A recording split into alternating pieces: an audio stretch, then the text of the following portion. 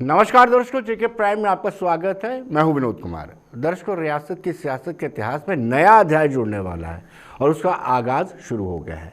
Delimitation commission की team Jammu Kashmir में आ गई है, कश्मीर में पहले पहुंची है और ये टीम तय करेगी आगे का राजनीतिक इतिहास, या यूँ कहिए जम्मू कश्मीर के सियासी इतिहास के पन्नों में क्या क्या बदलाव होगा, कितनी लोकसभा की, कितनी विधानसभा की सीटें बढ़ेंगी और कितनी किसको मिलेंगी। लेकिन बड़ी बात यह है कि पीपल्स डेमोक्रेटिक पार्टी ने एक मरतबा फिर साफ कर दिया कि वो इस प्रोसेस का हिस्सा नहीं बनेगी, यानी इस प्रक्रिया का वो हिस्सा नहीं बनेगी। उनका ये कहना है कि कहीं ना कहीं 370 और 35A को जो हटाया गया, गैर कानूनी असंवैधानिक तरीके से हटाया गया, 200 साल पुरानी रियासत को जो है यूटी में बदल दिया गया, 2 हिस्सों में विभाजित कर दिया गया। आयोग को ना तो कानूनी और ना ही संवैधानिक अधिकार है, यानी जो परिसीमन आयोग है उसको कोई अधिकार नहीं है। उन्होंने कहा कि एक साजिश के तहत पॉलिटिकली डिसएम्पावरमेंट करने का प्रयास किया जा रहा है, यानी राजनीतिक तौर पर कमज़ोर करने का प्रयास जम्मू कश्मीर को किया जा रहा है। उनका यह भी आरोप है कि ये 2026 तक फ्रीज किया गया था, कोई किसी तरह का हदबंदी नहीं होनी थी, लेकिन जम्मू में क्यों करवाई जा रही है? सब कुछ प्री प्लान्ड है, ये भी आरोप है। सब कुछ प्री प्लान्ड है, जो हमने सुझाव दिए थे। ये पीपल्स डेमोक्रेटिक पार्टी का काम। पीपल्स डेमोक्रेटिक पार्टी के general secretary Ghulam Nabi loan Hanjura ने बाकायदा चिट्ठी लिखी है रिटायर्ड जस्टिस रंजना प्रकाश देसाई को, जो कमीशन की, डीलिमिटेशन कमीशन की हेड है, उनको चिट्ठी लिखी है और चिट्ठी लिख करके उन्होंने बताया है कि कहीं ना कहीं हम इस प्रोसेस में शामिल नहीं होने वाले हैं। बाकी आपको बता दूं, सभी सियासी दल, चाहे माकपा हो, तारिगामी हो, चाहे अपनी पार्टी ने वेलकम किया है, नेशनल कॉन्फ्रेंस हो, कांग्रेस हो, हर एक जमात ने बड़ी खुशी के साथ परिसीमन आयोग के समक्ष आने का फैसला लिया है। लेकिन कहीं ना कहीं पीपल्स डेमोक्रेटिक पार्टी ने सिरे से खारिज कर दिया है। गुलाम नबी लोन हंजूरा ने क्या कहा है वो हम आपको बताते हैं कि किस तरीके से उन्होंने कहा कि क्या उनको लगता है। आइए देखते क्या कहना है गुलाम नबी लोन हंजूरा, जो महासचिव है पार्टी के। कमीशन जो आज यहाँ पर आ गई है और मुख्तलिफ पार्टीज के साथ, पार्टी लीडरों के साथ वो बात कर रही है, तो उस सिलसिले में हमें भी एक इंटीमेशन मिली थी, लेटर मिली थी। लेकिन हमने एक लेटर भेजी है इलेक्शन कमीशन को कि हम कासिर है इसमें हिस्सा लेने के लिए। उसके कुछ वजूहत हैं। एक वजह यह है कि जो 370 और 35A को हटाया गया अनकॉन्स्टिट्यूशनली और इलीगली 5 अगस्त 2019 को, तो उसी रीऑर्गेनाइजेशन जो फिर हुआ, बाइफर्केशन ऑफ स्टेट हुआ, लद्दाख को अलग यूटी बनाया गया, जम्मू कश्मीर को अलग यूटी बनाया गया और उसी रीऑर्गेनाइजेशन के तहत डिलिमिटेशन कमीशन को भी कायम किया गया, जिसपे हमें कोई एतबार नहीं है, कोई एतमाद नहीं है। क्योंकि हम जब कहते हैं कि 370 को अनकॉन्स्टिट्यूशनली हटाया गया, और हम ये भी मानते हैं कि डिलिमिटेशन कमीशन को अनकॉन्स्टिट्यूशनली कायम किया गया है, तो इसलिए हमने ये फैसला किया कि हम इसका हिस्सा नहीं का ताल्लुक है। हम ये मानकर चलते हैं कि 370 और 35A को अनकॉन्स्टिट्यूशनली यहाँ से हटाया गया और उसी का हिस्सा डिलिमिटेशन कमीशन जो 2026 तक सारे हिंदुस्तान में, सारी रियासतों में 2026 तक कोई डिलिमिटेशन नहीं होगा। लेकिन उन्होंने ये जबरदस्ती थोपा जम्मू कश्मीर पर। पहले तो नाइंसाफी की ह्यूमिलिएट किया यहाँ के लोगों को, और ये दूसरी ह्यूमिलिएशन है कि डिलिमिटेशन।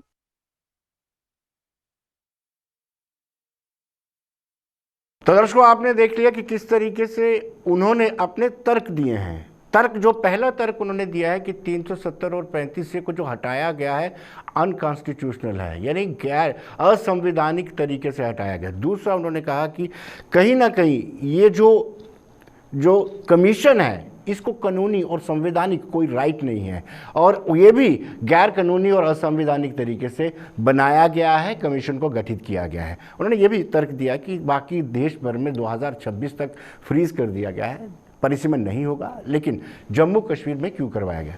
ये सारी बातों का जवाब भारतीय जनता पार्टी ने, या यूँ कहिए कि गृह मंत्री अमित शाह ने दोनों हाउस के अंदर दे दिया था। उन्होंने कह दिया था कि ये संवैधानिक तरीके से जो 370 में संशोधन किया गया है, 35A को हटाया गया है दोनों हाउस में ला करके, राज्यसभा और लोकसभा दोनों में ला करके उसको पारित करवाया गया है। कानून को पास करने के बाद ही ये बड़ा फैसला लिया गया है। लेकिन दर्शकों, इस वक्त हमारे साथ सीधे जुड़ चुके हैं अभिजीत जसरोटिया, जो ठाकुर अभिजीत जसरोटिया, जो भारतीय जनता पार्टी के स्पोक्स पर्सन है। अभिजीत जी, स्वागत है आपका। अभिजीत जी, आप मुझे सुन पा रहे हैं? जी विनोद जी, मुझे आपकी आवाज आ रही है, आपको आ रही है? हाँ जी जी, बिल्कुल अब आ रही है। आप मुझे बताइए कि पीपल्स डेमोक्रेटिक पार्टी ने किनारा कर लिया है और उनका ये कहना है कि वो इसमें शामिल नहीं होंगे, यानी जो डिलिमिटेशन कमीशन की टीम आई है उसको ना किसी तरह के सुझाव देंगे और ना इसका वो हिस्सा बनेंगे। क्या कहेंगे आप? विनोद जी देखिए, ये तो दुर्भाग्यपूर्ण है ही है, लेकिन आप इनकी तरह हिस्ट्री में जाइए, इन लोगों का स्टैंड कभी भी क्लियर नहीं होता। जब आप पंचायती चुनाव की बात कर लीजिए, बीडीसी की बात कर लीजिए, डीडीसी की बात कर लीजिए, पहले कुछ पूछते हैं, बाद में इनका कुछ होता है। आज इनकी ये वाली लाइन पकड़ने का एक खास कारण ये है कि इन्हें भली भांति पता है कि इनकी जमीन जो है वो पैरों तले खिसक चुकी है। इसीलिए कहीं ना कहीं बहाना बना रहे हैं कि किस तरह से इस डिलिमिटेशन एक्सरसाइज से बचा है, क्योंकि आज तक इन्होंने जो भी राज किया कश्मीर के अंदर, वो कहीं ना कहीं जो इज्जत आज तक हुआ है पिछले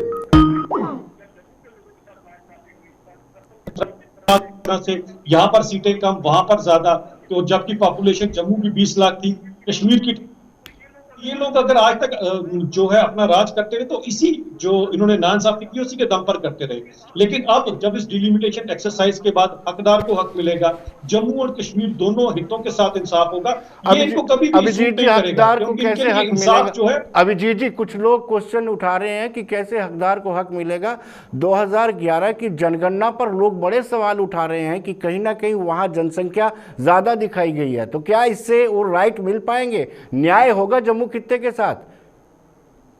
मैं आपको एक चीज बताऊं, देखें विनोद जी, आप भली भांति जानते हैं सिर्फ एक ही क्राइटेरिया नहीं होता, इसमें 4-5 क्राइटेरिया, 5 क्राइटेरिया। उन क्राइटेरिया में आप जैसे भी जिसमें भी आप फॉल करते हैं उस क्राइटेरिया के अकॉर्डिंग जो भी होगा इंसाफ किया जाएगा। मैं ये नहीं कहूंगा कि कश्मीर के लोगों के साथ नाइंसाफी होगी, जम्मू के साथ भी इंसाफ होगा, कश्मीर के साथ भी इंसाफ होगा। आप डीडीसी चुनाव देख लीजिए, जितने आपके कैंडिडेट्स यहाँ थे उतने ही कश्मीर में थे। अगर ऐसी कोई बात होती तो कहीं ना कहीं दोनों में कोई तो इंजस्टिस होता। भारतीय जनता पार्टी सबका साथ, सबका विश्वास और सबका विकास में यकीन रखती है। ये कभी भी इनकी तरह, जिस तरह से आज तक ये कश्मीर बेस्ड पार्टी सिर्फ एक आंख से देखती रही, वैसा नहीं देखती है। हमारे लिए हमारी दोनों आंखें, जम्मू और कश्मीर, दोनों ही इंपॉर्टेंट है। अभिजीत जी, एक तो 2 आरोप सीधे सीधे पीपल्स डेमोक्रेटिक पार्टी लगा रही है। वो बार बार ये कहते हैं कि जिस तरीके से, जिस अंदाज में 370 और 35 से को हटाया गया असंवैधानिक है, गैर कानूनी है। और दूसरा, उन्होंने कहा कि जो कमीशन गठित किया गया है वो भी असंवैधानिक है। क्या कहेंगे, क्या तर्क है आपके पास? देखिए विनोद जी, बड़ा दुर्भाग्यपूर्ण था, थोड़े दिन पहले एक चैनल पे उमर साहब के साथ भी ये बात चली, वो भी यहाँ पर मुख्यमंत्री रहे हुए हैं, वो भी कुछ ऐसी ही बात कर रहे थे। ये भी जो है, ये भी मुख्यमंत्री रहे हुए हैं। मुझे बड़ा दुख होता है कि इतने बड़े बड़े पद के ऊपर रहने के बाद भी ये लोग अगर ऐसी गैर जिम्मेदाराना बात करें तो कितना दुर्भाग्यपूर्ण होगा। आप देखें कि जिस तरह से 370 हमारे जम्मू कश्मीर के लोगों पर थोपा गया था, उससे बड़ा गैर संवैधानिक काम आज तक इस आजाद हिंदुस्तान में कभी नहीं हुआ, क्योंकि उस समय ना किसी से पूछा गया, ना तो कोई लोअर हाउस ना अपर हाउस, सीधा प्रेसिडेंशियल ऑर्डर से हमारे सिर पे आकर इन्होंने वो 370 जो है वो हम पर थोप दिया गया था। लेकिन जिस तरह से उसको तोड़ा गया, वो सबसे बड़ा संवैधानिक काम था।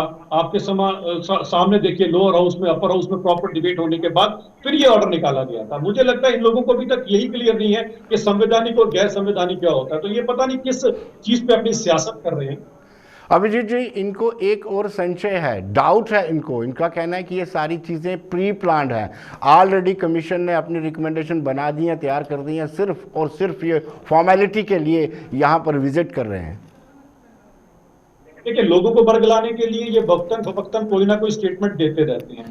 जम्मू कश्मीर के लोग जानते हैं, क्योंकि डीडीसी का आपके सामने जो बंटवारा हुआ, यहाँ से पता लग गया कि इनकी तरह कोई बंदरबांट नहीं हुई थी। ये प्रॉपर की प्रॉपर जो है एक बड़ी जिम्मेदारी के साथ सब कुछ किया गया था। तो लोग समझ सकते हैं कि भाजपा इंसाफ में यकीन रखती है, तो ऐसा ही कुछ होगा। मुझे आज भी एक बड़ी चीज का बड़ा दुख भी होता है। और सोचिए इन लोगों के लिए लोग कब मायने रखे, विनोद जी आज बताएं। अगर आप 2 दिन पहले का महबूबा मुफ्ती साहिबा का अगर आप एक ट्वीट देखें, उसमें वो कह रही है कि स्टेट लेना आसान है, बंगला लेना मुश्किल है मुझे। जी। यानी कि आज भी उनको अपने बंगले की पड़ी है, लोगों की नहीं पड़ी है। लेकिन लोग फिर भी अगर इनकी कोई बात में आएगा तो मैं तो उसको कुछ नहीं कह सकता। कम से कम आई वुड रिक्वेस्ट कि बेटर सेंस शुड प्रिवेल। लोगों को उनका असली चेहरा वो जरूर दिखना चाहिए। आज इनको लोगों से कुछ लेना देना नहीं है, अभी भी अपने बंगले की रट लगाई है उन्होंने। लेकिन अभिजीत जी ये आज भी कह रहे हैं कि जो 24 जून को मीटिंग हुई थी, ऑल पार्टी मीटिंग, उसमें निराशा हाथ में लगी। कुछ उसके बाद जो सुझाव, जो तजवीज़ दी गई थी मीटिंग के दौरान, उस पर कोई काम नहीं हुआ। ये निराशा पीडीपी को है। देखिए, इनको सबसे पहले इनको ये चीज जाननी चाहिए थी कि माननीय हमारे प्रधानमंत्री आदरणीय नरेंद्र मोदी जी ने एक स्टेट्समैन की तरह इन सबको इनवाइट किया। इन सबको इनवाइट किया और इनको बुलाया, सबको इनको एक टेबल पे बिठाया, सबसे बातचीत की। सबसे पहले तो इनको ये सोचना चाहिए कि एक इनको आज हर एक चीज, हर एक प्रोसेस में इनको जो है वो एक वेटेज दी जा रही है हर एक चीज जी। में। अब इस चीज को ये रियलाइज ना कर वही हालांकि लोगों के आगे जो इनको वोट बैंक बटोरने के लिए जिस तरह की गलत राजनीति करते वैसे नाम चुनाव बयान देंगे तो उसका क्या फायदा होगा। इनको एक बात क्यों नहीं समझ आ रही, 370 एक इतिहास हो चुका है, एक ऐसा मुर्दा है जो दफन हो चुका है, उसको जी। आप फिर से निकाल कर तो जिंदा नहीं कर सकते। अब और ये जी, बात इनको भली भांति पता है। ऐसा नहीं है कि ये लोग बड़े जिम्मेदार लोग हैं, इनको बड़े से पता है ये चीज कभी नहीं होगी। लेकिन कुछ ना कुछ तो लोगों को बताना है, क्योंकि और तो उनके पास कोई ऐसे बड़े काम इन्होंने किए नहीं जो लोगों को बता सके कि पीडीपी ने ऐसे किया था या बाकी पार्टियों ने ऐसा किया था। किया तो सिर्फ और सिर्फ इन्होंने नाइंसाफी की और अपना घर और अपनी जेबें भरी, अपने रिश्तेदार नौकरियों पे लगाए, बस यही काम इन्होंने किया। अब लोगों के बीच में क्या लेकर जाए, तो आ जाके ये फालतू का जो 370 का राग है वो लाभते रहते हैं। अभिजीत जी ये बिल्कुल साफ है कि जो कमीशन है वो इंडिपेंडेंट तौर पर काम करता है, लेकिन भारतीय जनता पार्टी पर इस बहुत बड़ा दबाव बना हुआ है। वो दबाव इसलिए है कि जम्मू के लोग कहते हैं कि 70 सालों के साथ उनके साथ पक्षपात हुआ है। दूसरा उनका ये भी तर्क है कि अब वक्त है, बीजेपी की हुकूमत सेंटर में भी है, अब जो अन्याय इतने लंबे समय से हुआ है, क्या न्याय मिल पाएगा? मुझे लगता है विनोद जी, जिस चीज को ये लोग कहते थे कि धारा 370 को हाथ लगाने वाले का पूरा शरीर जल जाएगा, और जिस तरह से ये लोग स्टेटमेंट दिया करते थे, भाजपा की जगह कोई और पार्टी होती तो कभी हिम्मत न करती से तोड़ देगी। ये भाजपा का एक दृढ़ निश्चय था, क्योंकि हमारी कथनी और करनी में कभी जो है अंतर नहीं रहता। तो मुझे नहीं लगता कि अगर किसी के मन में भी ये संशय है कि जम्मू के लोगों के साथ नाइंसाफी होगा, तो ये तो बड़ा गलत है। भाजपा जो है ये जम्मू और कश्मीर दोनों हितों के साथ इंसाफ करेगी, और जो लोग आप लोगों के साथ आज तक नाइंसाफी हुई है उससे आपको निजात मिलेगी। ये मैं आपको बड़े जिम्मेदारी से आपके चैनल पे अपना एक वर्ड्स दे रहा हूं। बहुत बहुत शुक्रिया अभिजीत जी, बहुत बहुत शुक्रिया, धन्यवाद हमारे साथ जुड़ने के लिए। तो दर्शकों, ये थे ठाकुर अभिजीत जसरोटिया, जिन्होंने साफ कर दिया है कि इन पार्टियों के पास, पीपल्स डेमोक्रेटिक पार्टी के पास अब जनता के समक्ष जाने के लिए कुछ नहीं है, लिहाजा उनको मिसलीड करने के लिए, बरगलाने के लिए इस तरह के फैसले लेते हैं, इस तरह की बयानबाजी करते हैं। उन्होंने ये भी कर दिया कि 370 और 35 से एक पास्ट था, जो वक्त चला जाता है वो वापस मुड़ करके नहीं आता है। लेकिन आपको भी ये बताते चले हम कि गुपकार अलायंस ने यह फैसला लिया है कि वो संवैधानिक तरीके से, कानूनी तरीके से 370 और 35 से की वापसी को लेकर के लगातार संघर्षरत रहेंगे। ये गुपकार अलायंस का वादा है। और उन्होंने कहा है कि पॉलिटिकल प्रोसेस के साथ साथ ये भी उन्होंने दावा किया है कि रियासत फुल फ्लेज स्टेटहुड का दर्जा मिलने के बाद ही इलेक्शन होने चाहिए। हालांकि उपराज्यपाल मनोज कुमार सिन्हा ने एक साक्षात्कार में स्पष्ट कर दिया था कि पहले जो है डिलिमिटेशन कमीशन की रिकमेंडेशंस आएगी, हदबंदी होगी, और उसके बाद इलेक्शन होंगे, और उसके बाद ये कहा जाएगा। वैसा ही एक सवाल जो है सजाद गली लोन से भी पूछा गया था कि क्या जो मीटिंग 24 जून को हुई थी दिल्ली में, ऑल पार्टी मीटिंग, जिसमें 8 राजनीतिक दलों के 14 बड़े नेता मौजूद थे, क्या उसमें इस तरह का कोई सीक्वेंस लाया गया था कि पहले डिलिमिटेशन होगी, फिर रियासत का फुल फ्लैश दर्जा मिलेगा और उसके बाद चुनाव होंगे? इस पर उन्होंने किसी तरह की टिप्पणी नहीं की। उन्होंने कहा कि मैंने इस मीटिंग में ऐसा नहीं सुना है। और आपको बताते चले, इस वक्त सुहेल बुखारी, जो सहाफ़ी भी हैं और चीफ स्पोक्सपर्सन है पीपल्स डेमोक्रेटिक पार्टी के, वो हमारे साथ जुड़ चुके हैं। सुहेल, आप मुझे सुन पा रहे हैं? वेल सोहेल, आप हमें ये बताइए कि ये फैसला क्यों लिया, क्योंकि हमने आपकी लेटर पढ़ी, उसमें बड़े सीधे तौर पे लिखा गया था कि असंवैधानिक तरीके से कमीशन को गठित किया गया है।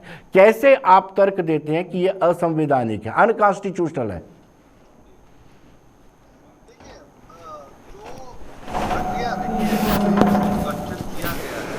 जिसके अंतर्गत इसका गठन हुआ है वो वही प्रोसेस था जिसके अंतर्गत रीऑर्गेनाइजेशन एक्ट में पहले तो 370 और 35A को अप्रूव करने बाद रीऑर्गेनाइजेशन एक्ट लाया गया और उसी के चलते जम्मू कश्मीर को विभाजित कर दिया गया जी। तो ऐसा तो नहीं हो सकता कि हम जो जिस तरह से बोलते आ रहे हैं कि हमारी राय ये है कि वो असंवैधानिक तरीका था, और ये नहीं हो सकता कि उस तरीके को हम एक जगह तो असंवैधानिक करार दें और दूसरी जगह बोले कि नहीं यहाँ पे ही चल सकता है काम। जी जी। तो अगर पूरा जो प्रोसेस है, जो उसकी इनिशिएशन है, उसी में क्वेश्चन है लीगैलिटी और कॉन्स्टिट्यूशनलिटी के, तो फिर उससे जुड़ा हुआ हर मामला उस पे सवाल उठता है, उसको डिलिब्रेट किया जाएगा और उसमें जो बेस्ट पॉसिबल इशू हो सकता है, वे हो सकता है उसको डील करने का, तो वो उसके हिसाब से ही।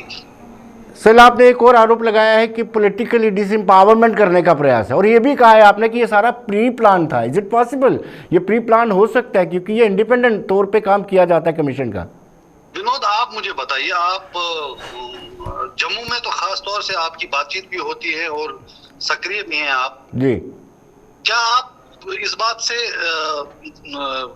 इनकार कर सकते हैं कि बीजेपी की जो लीडरशिप है जी, वो हर दूसरे दिन उनकी तरफ से एक बयान आ रहा है कि जी जम्मू में ये होने वाला है, जम्मू में ये होने वाला है, डिलिमिटेशन को लेके जम्मू में ये होने वाला है। तो ये हम नहीं कह रहे, जब बीजेपी की अपनी लीडरशिप ये एक तासुर दे रही है कि भाई साहब जो कुछ होने वाला है उसको उनके बारे में इंकलिंग है, उनको आइडिया है, जबकि जो आम जनता है उसको नहीं पता। अगर ये उतना ही उसी हिसाब से चलना होता, किसी को पता भी नहीं होता कि एग्जैक्ट क्या होता है, सिर्फ इतना पता होता है कि मानदंड क्या होने वाले हैं जी, तो चलिए इसके बारे में लोग बातें नहीं करते। लेकिन जिस तरह से इसको प्रोपेगेट किया है खासतौर से बीजेपी ने जम्मू में, और मुझे पूरा भरोसा है कि आप इस चीज को नकारेंगे नहीं, क्योंकि आपने भी देखा होगा कि किस तरह की बयानबाजी होती है। उसके बाद अगर आम जनता ये मान के चले कि इसमें पॉसिबिलिटी इस चीज की है कि ऑलरेडी कुछ न कुछ जहन बना के लोग चल रहे हैं, तो मुझे नहीं लगता कि उनको उस चीज के लिए they should be held guilty. जी, लेकिन सोहेल, मैदान छोड़ना अच्छी बात है, वो अपनी मनमर्जी करेंगे, आप पूरा मौका दे पाएंगे? बिल्कुल नहीं, मैदान छोड़ने वाली बात नहीं है, लेकिन ये भी जरूरी है कि जिस प्रोसेस के बारे में ये खदशा हो, ये परसेप्शन हो कि इसमें जम्मू कश्मीर की जो जनता है उनके जो हित हैं उनको नुकसान पहुंच सकता है, तो उसमें पार्टिसिपेट करके उसको किसी तरह का लेजिटिमाइजेशन देना भी तो अच्छी बात नहीं। सोहेल, बहुत बहुत शुक्रिया आपका, धन्यवाद। तो दर्शकों, ये थे सोहेल बुखारी, जैसे मैंने आपको बताया सीनियर सहाफ़ी हैं, और साथ साथ आपको बताते चले कि चीफ स्पोक्स पर्सन है पीपल्स डेमोक्रेटिक पार्टी के, और उन्होंने साफ कर दिया है कि ये सारी चीज़ें प्री प्लान्ड है और जिसके चलते असंवैधानिक तरीके से कमीशन का गठन किया गया है। ये आरोप उनके जो पहले भी मैं आपको बताते आ रहा हूँ, लेकिन आपको बताते चले कि कुछ लोगों का ऐतराज़ है, जैसे पीओ के रिफ्यूजी हैं उनको ऐतराज़ है, chamber of commerce and industry को ऐतराज़ है।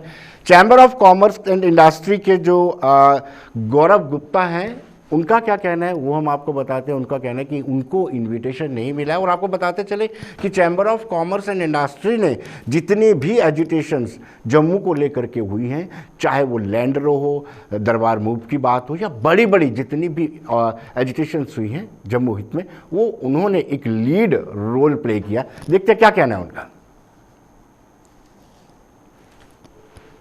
आज जैसे डिलिमिटेशन कमीशन है आज श्रीनगर पहुंच चुका है, और उम्मीद है कि अगले 2 दिनों के बाद उन्होंने जम्मू में भी आ जाना है, जिस तरीके की उनकी मीटिंग चलेगी। तो हमारा चैम्बर का जो अपना यहाँ का जो हमने प्रपोजल जो बनाया, जो मेमोरेंडम उनको देना, दैट इज़ वेरी क्लियर, और वो इन इश्यूज़ पर है। देखिए, सबसे पहले समझने की ज़रूरत है कि डिलिमिटेशन कमीशन अगर आप एक एनालिसिस अगर आप करते हैं तो टोटली 3 चीज़ों पे पूरा डिपेंड करता है। एक आपकी पॉपुलेशन, जनसंख्या बोले, एक आपका वोटर्स, और एक आपका जोग्राफिकल एरिया।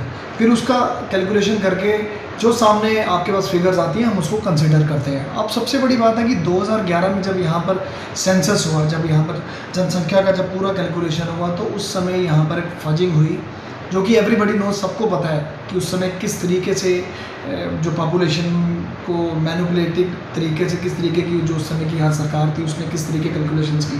पर आज हम ये एक उम्मीद करते हैं और एक हमें आशाएं हैं मोदी सरकार से, और ख़ासकर जो हमारे ये जो कमीशन आया है, मुझे लगता है कि हम उनसे यही एक्सपेक्टेशंस करते हैं कि जम्मू का हक और जम्मू रीजन की जो बात, जो कि पिछले कई 70 सालों से अगर हम देखें कि हमें इग्नोर किया गया, आज अगर डीलिमिटेशन कमीशन की ये प्रक्रिया अगर शुरू हुई है तो जम्मू के राइट जम्मू को मिलने चाहिए। तो दर्शकों, आपने देखा इसी तरीके से जो पीओ के रिफ्यूजी हैं, पीओ के रिफ्यूजी स्टेक होल्डर्स हैं, उनके लिए 24 सीटें ऑलरेडी रिजर्व्ड हैं और उनको भी नहीं बुलाया गया है। उनके नेता युद्धवीर सिंह का क्या कहना है वो हम आपको बताते हैं। हम तो चाहते हैं कि डीलिमिटेशन होना चाहिए और काफ़ी देर से हम डिमांड कर रहे थे। जब तक डीलिमिटेशन नहीं होगा तो कैसे आगे बात बनेगी। हम जैसे चलाते हैं कि हमारी 24 सीटें 24 सीटें जो हमारी पीओ के की हैं वो अभी तक इन्होंने अंधेरे में रखी हुई हैं। तो अभी जब बात बनी है तो उस समय 24 सीटें हमें मिलनी चाहिए और 24 सीटें तब मिलेंगे पहले डीलिमिटेशन होगा। तो डीलिमिटेशन वालों ने भी हमें कभी बुलाया नहीं, लेकिन हम सड़क के ऊपर ऐसे आवाज़ बड़ी उठाते हैं, सब कुछ करते हैं, मीडिया में, पेपर्स में, हर जगह देते हैं, रैलियाँ करते हैं, धरने प्रोटेस्ट करने, लेकिन वो काम बना नहीं। अभी जो है मोदी जी ने जो ये स्टेप लिया है बहुत अच्छा है। हम चाहते हैं कि डीलिमिटेशन हो और डीलिमिटेशन होने के बाद ही इलेक्शन करवाया जाए और बड़ा बेस्ट और बेहतर तरीका है और हम उम्मीद रखते हैं कि हमें ये 24 सीटें दी जाएँ। और इसमें एक मैं सिर्फ इतना ही कहना चाहता हूँ, 24 सीटों के अलावा उनको रिजर्व किया जाए, क्योंकि हम बिखर चुके हैं। जहाँ पर हम रहते थे इकट्ठे थे, लेकिन अभी हमारी जो है ताकत बिखर चुकी है। तो दर्शकों, ये हमने चर्चा की कि डिलिमिटेशन कमीशन रियासत जम्मू कश्मीर की सियासी इतिहास के पन्नों में नया अध्याय जोड़ने वाला है। लेकिन अब हम आपको एक चिंता की बात बताते हैं जो बड़ा लाजमी है कि किस तरीके से हमारी जो एग्रीकल्चर लैंड है सिकुड़ती जा रही है और कहीं ऐसा वक्त ना आ जाए कि कंक्रीट हो जाए और हम एक दाने दाने को तरसते रहें। आंकड़ों में हम बताते हैं कि हमारी प्रोडक्शन लगातार बढ़ रही है, लेकिन खेतों वाली ज़मीन में जब हम बड़े बड़े कंस्ट्रक्शंस देखते हैं, बड़े बड़े मैरिज हॉल्स देखते हैं तो दिल कांप उठता है, रूह कांप उठती है। खेतों में जब बड़ी बड़ी कॉलोनियाँ कटती हैं, प्लिंथ देखते हैं, कभी हम पोल्स देखते हैं तो बड़ी चिंता लगती है। लोगों का क्या रिएक्शन हुआ हम आपको बताते हैं। तो दोस्तों, डायरेक्टर एग्रीकल्चर के शर्मा का क्या कहना है वो हम आपको बताते हैं। वेल दर्शकों, आज के हमारे खास मेहमान हैं डायरेक्टर एग्रीकल्चर के शर्मा। शर्मा साहब, आपका स्वागत है। मेरी आवाज़ आ रही है आपको? धन्यवाद सर। सबसे पहले मैं ये जानना चाहूँगा कि जो हमारी एग्रीकल्चर लैंड है वो कम होती जा रही है और ये बड़ा चिंता का विषय है। कहीं ऐसा ना हो कि जो व्यापारी लोग हैं बड़े बड़े स्ट्रक्चर्स बनाते जाए, कुछ मैरिज हॉल, बैंकेट हॉल बना रहे हैं, कुछ जो एग्रीकल्चर लैंड है उसमें कॉलोनियाँ काट रहे हैं। तो डिपार्टमेंट क्या कर रहा है? डिपार्टमेंट के पास क्या ऐसा मसौदा है ताकि जो लैंड है उसको प्रोटेक्ट किया जा सके, एग्रीकल्चर लैंड को? देखिए, प्रोटेक्शन, लैंड प्रोटेक्शन है, जो एग्रीकल्चर लैंड है उसके प्रोटेक्शन के लैंड लॉज हैं जी। लैंड लॉज को इफ़ेक्टिवली इम्प्लीमेंट करना है जी। इम्प्लीमेंटेशन का पार्ट जो है वो रेवेन्यू डिपार्टमेंट के पास है जी। इसको जब भी कोई लैंड कन्वर्जन होती है तो उसका एनओसी रेवेन्यू डिपार्टमेंट से आता है जी। फिर भी हमारे पास कभी कभी एप्लीकेशंस आती हैं कन्वर्जन के लिए एनओसी की, नो ऑब्जेक्शन सर्टिफिकेट। तो नो ऑब्जेक्शन सर्टिफिकेट्स को हम बड़ा स्ट्रिक्टली मॉनिटर करते हैं। नॉर्मली हम एग्रीकल्चर लैंड या एग्रीकल्चर लैंड के एडजॉइनिंग एरिया में किसी किस्म की जो कन्वर्जन है उसको हम एनओसी नहीं देते हैं। अब जो कन्वर्जन हो रही है वो तो ये फैक्ट है कि लैंड का कन्वर्जन हो रहा है और वो जिस लेवल पे भी हो रहा है उसको चेक करने के लिए जो कानून है, लैंड लॉज जो हैं वो बहुत इफ़ेक्टिव हैं। जैसे अबल ज़मीन है, इरिगेटेड लैंड है, वो तो कन्वर्ट नहीं हो सकती। ऐसे ही जो कल्टिएबल लैंड है वो भी कन्वर्ट नहीं हो सकती, लेकिन बीच में कुछ ऐसे प्रोविज़न्स आ जाते हैं। पहले उसको बैरन बनाया जाता है, बैरन के बाद उसको फिर कन्वर्ट करने का एक प्रोसेस जो है वो कुछ लोग ढूंढ लेते हैं। तो उसको भी सख्ती से इम्प्लीमेंट करने जा रहे हैं, क्योंकि अभी हमारा लैंड रिकॉर्ड जो डाटा है वो डिजिटाइज नहीं हुआ है। जी। जब तक ये डिजिटाइजेशन हो जाती है, वो भी प्रोसेस बड़ी तेज़ी से चल रहा है जी रेवेन्यू डिपार्टमेंट का। जी, तो बड़े लंबे समय डिजिटाइजेशन, से चल रही है हाँ जी, ये अभी डिजिटाइजेशन का प्रोसेस जो है बड़े लंबे समय से चल रहा है। अब बड़े लंबे समय से चल रहा है, लेकिन अब इसको जो भी डाटा है, पहले जितना भी डाटा है वो पहले लैंड रिकॉर्ड का डाटा डिजिटाइज होगा, उसके बाद वो डिमार्केट होगा जी। तो जब तक ये प्रोसेस कंप्लीट नहीं होता तो हम इसको इफ़ेक्टिवली कन्वर्जन को नहीं रोक सकते हैं, क्योंकि आज का जो दौर है ये आर्टिफिशियल इंटेलिजेंस का दौर है। आर्टिफिशियल इंटेलिजेंस का जितना भी हम ज़्यादा से ज़्यादा इस्तेमाल करेंगे तो हमें एकदम पता चल जाएगा कौन सी लैंड कहाँ कन्वर्ट हो रही है, तो उसका कंसर्न आदमी को उसका मैसेज आ जाता है। जी जी, डू यू थिंक कि अभी ज़रूरत है कि रेवेन्यू डिपार्टमेंट, एग्रीकल्चर डिपार्टमेंट मिलकर के ऐसी कैंपेन चलाए ताकि वो लोग, शरारती लोग, अपनी एग्रीकल्चर लैंड को कन्वर्ट ना करके कहीं बेच पाए या उस पर स्ट्रक्चर खड़ा कर पाए? मैंने ये सुना ड्रोन की भी सहायता ली जा रही है। हाँ, ड्रोन्स इसलिए है कि हमारे पास जो एक्चुअल एरिया, रिपोर्टेड एरिया है अंडर कल्टीवेशन, और जो ग्राउंड पे एरिया है, हम उसको कोशिश कर रहे हैं कि ये इसको कैसे वैलिडेट किया जाए कि जो एक्चुअल एरिया है और जो ग्राउंड का एरिया है। तो ड्रोन या सैटेलाइट इमेजरी को कन्वर्ट करके हम इस सीज़न में ये कोशिश करेंगे कि जो मेजर क्रॉप्स हैं, मेजर क्रॉप्स का एस्टिमेशन लिया जाए कि एक्चुअल एरिया, ग्राउंड पे एरिया अंडर क्रॉप कितना है। तो उसके लिए अभी हम बेसिक लेवल पे एक्सरसाइज कर रहे हैं। उसके बाद ये इसका कोई डीपीआर बनेगी, डीपीआर के बाद उसका प्रोसेस स्टार्ट होगा। तो ये हमारी हेल्पिंग एड्स हैं, ये हेल्पिंग एड्स की हम ये मदद लेंगे ताकि ये जो मीनेस है इसको कैसे कर्ब किया जाए, क्योंकि हमारे पास आज daily data, weekly data satellite images का मिलता है। कोई भी कन्वर्जन होती है तो उसका प्रूफ मिल जाता है ये कब हुई थी, किस डेट को यहाँ पर स्ट्रक्चर खड़ा हो गया। तो वो ये सारा आर्टिफिशियल इंटेलिजेंस से और सैटेलाइट इमेजरी से ये हो सकता है। इसके लिए बड़े पैमाने पर एक्सरसाइज करने की ज़रूरत है। अवेयरनेस का जो लेवल है वो हमारा डिपार्टमेंट ऑलरेडी, अगर कहीं हमारे नोटिस में कोई कन्वर्जन आती है तो हम रेफ़र कर देते हैं इश्यूज़ को कि भाई उस एरिया में ये कन्वर्जन का पार्ट हो रहा है तो इसको चेक किया जाए। तो लैंड जो है, लैंड तो हमारा एक जो रिसोर्स है, जो बेसिक और वाइटल रिसोर्स है, इसी पे सारी रियल टाइम इकनॉमी बेस्ड है। तो लैंड को तो प्रोटेक्ट करना और प्रिजर्व करना प्राइम इम्पोर्टेंस है।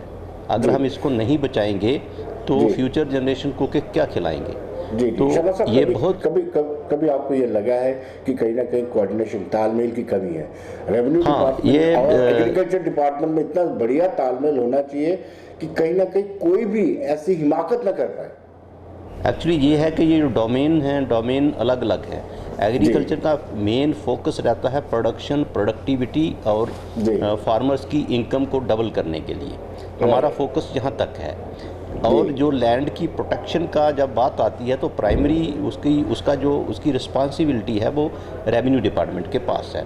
फिर भी जॉइंट रिस्पॉन्सिबिलिटी को इग्नोर नहीं किया जा सकता कि हमारी ये जॉइंट रिस्पॉन्सिबिलिटी होनी चाहिए। अवेयरनेस लेवल ठीक है, अवेयरनेस लेवल पे हम जाके इसको रोक सकते हैं, चेक कर सकते हैं, लेकिन अवेयरनेस लेवल से अब आगे जाने की ज़रूरत है, क्योंकि लैंड पे इतना प्रेशर है, जितना प्रेशर है कि आपको जो कंस्ट्रक्शन एक्टिविटीज़ हैं वो बड़ी हाई लेवल पे चल रही हैं और उस पर जो इन्वेस्टमेंट का पार्ट है वो भी बड़ा हाई है। तो उस प्रेशर को देखते हुए कंक्रीट पॉलिसी जो है वो नेचुरली उसकी ज़रूरत है। एक ऐसी पॉलिसी होनी चाहिए ताकि ये जो मीनेस है इसको पूरी तरीके से चेक किया जाए, क्योंकि जब हम देखते हैं कि जितना भी है इंडस्ट्रियल पॉलिसी है उसका भी प्रेशर लैंड पे है। कंस्ट्रक्शन जो बिल्डिंग्स हैं और कॉलोनीज़ हैं, ब्रिक किलन्स हैं, ये सारे के सारे अल्टीमेटली आके लैंड पे प्रेशर डालते हैं और ये एक्टिविटीज़ भी रुक नहीं सकती हैं। हम अगर ऐसा कह देंगे इनको हम एकदम वन टाइम स्टॉप कर देंगे तो वो भी मुश्किल है, वो भी पॉसिबल नहीं है। तो कहीं ना कहीं कोई बैलेंस बैठाने की ज़रूरत है कि हम इसको एक इफ़ेक्टिव बैलेंस बनाएं। और जो एग्रीकल्चरल लैंड है, कम से कम उसको प्रोटेक्ट तो किया जाए। शर्मा साहब, आखिरी सवाल, समय कम है, आखिरी सवाल आपसे ये जानना चाहते हैं कि किसान आंदोलन का असर जम्मू कश्मीर में पड़ा है? ज़ीरो। हमारा हमने जब ये किसान आंदोलन शुरू हुआ था, हमने अपने जितने भी प्रेशर ग्रुप्स थे, जितने भी फार्मर्स थे, फार्मर रिलेटेड ऑर्गेनाइजेशंस थी, सेल्फ हेल्प ग्रुप्स थे, हमने उनको प्रॉपरली एजुकेट किया था कि भाई दिक्कत क्या है। दिक्कत ये है कि गवर्नमेंट चाहती है कि किसान प्रोड्यूसर ही ना रहे, मात्र वो प्रोड्यूसर ही ना रहे और उसकी मार्केटिंग कोई दूसरा करे। अगर उसकी मार्केटिंग कोई दूसरा करेगा तो उसकी इनकम नहीं बढ़ेगी।